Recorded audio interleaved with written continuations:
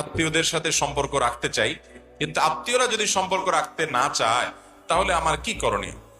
দেখুন, নবী করিম সাল্লাল্লাহু আলাইহি ওয়াসাল্লাম বলেছেন, লা ইয়াদখুলুল জান্নাতা কাতিআ। রক্ত সম্পর্কীয় আত্মীয়ের সাথে যে সম্পর্ক রক্ষা করে না, ছিন্ন করে ফেলে, এই লোক জান্নাতে যাবে না। আত্মীয়তার সম্পর্ক রক্ষা করা ফরজ। আত্মীয় কারা?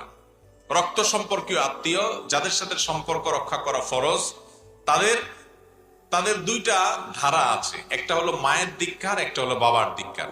মায়ের দিককার আত্মীয়, বাবার দিককার আত্মীয় কারা? বাপ, দাদা, দাদার বাপ থাকলে তারা, দাদি, চাচা, ফুফু, চাচাতো ভাই বোন, এরা হলো বাপের দিককার আত্মীয়। আবার মায়ের দিককার আত্মীয় হলো মা, নানা নানি, মামা, খালা, এরা হলো মায়ের দিককার আত্মীয়। ভাই বোন তো অনেক কাছের আত্মীয়, সন্তান তো বটেই, মা বাপ তো আছেই। এই মানুষগুলোর সাথে সুসম্পর্ক বজায় রাখা ফরজ। এই যে তালিকা বললাম, এদের সাথে সুসম্পর্ক বজায় রাখা কি ফরজ। এই ফরজ কাজটা আমরা অনেকে বুঝি না। দেখা যায় অনেকে ফুফুর সাথে মাসকে মাস হয় যোগাযোগ নেই, চাচার খোঁজ খবর নেয় না, মাসকে মাস হয়ে গেছে, দেখা সাক্ষাৎ হয়তো সালামও হয় না, অথচ তাদের সাথে সুসম্পর্ক রক্ষা করা ফরজ। এই ফরজটা আমরা অনেকে অবহেলা করি। এখন প্রশ্নকর্তা যিনি প্রশ্ন করলেন, এরকম প্রশ্ন আমাদের অনেকের, যে আমি চাই ভালো থাকতে কিন্তু তারা আমার সাথে সম্পর্ক রাখতে চায় না, আমার কি হবে?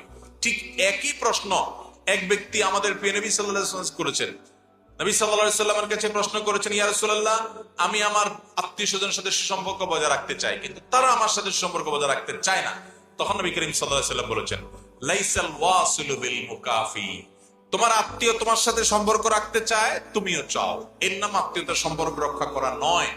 এটা তো যে কেউ করে, যে সে ভালো আমিও ভালো, সে আমার বাচ্চাকে একটা জামা দিল, আমি তার বাচ্চাকে একটা জামা দিলাম, সে আমাকে একবেলা দাওয়াত করে খাওয়ালো, আমি তাকে একবেলা দাওয়াত করে খাওয়ালাম। এটা তো যে কেউ করবে। আত্মীয়তার সম্পর্কের রক্ষাকারী সে যার আত্মীয় তাকে ইগনোর করে, তার সাথে মিশার ব্যাপারে আগ্রহ দেখায় না, কিন্তু সে নিজে থেকে আগ্রহ করে, সে মোহাব্বত করে, সে ভালোবাসা দেখায়, সে একটু তরকারি পাঠায়, সে একটু উপকার করার চেষ্টা করে, সে একটু খোঁজ খবর নেয়, সে একটু দোয়া করে।